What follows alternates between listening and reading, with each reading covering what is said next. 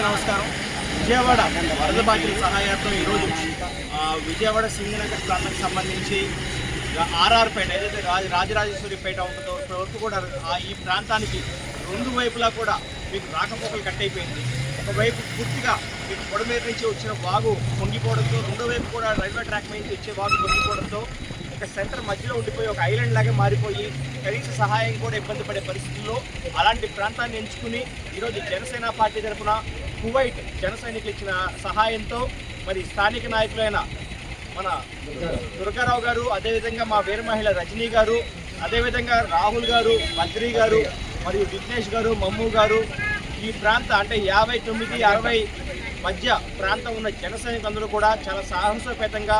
tractor సహాయంతో లోపలికి వెళ్ళి వాళ్ళకి కావాల్సిన కూరగాయలు దాదాపు ఒక 4 కేజీలు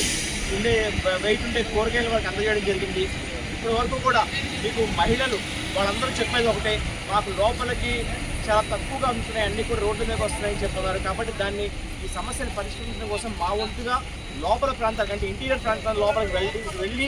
వాళ్ళ ఇప్పటివరకు ఎలా ఉన్నాయి వ్యవస్థలు చూసి, ఎందుకంటే మేము గవర్నమెంట్ అభివృద్ధిస్తున్నాం పూర్తిగా మన ఫైర్ ఇంజన్స్తో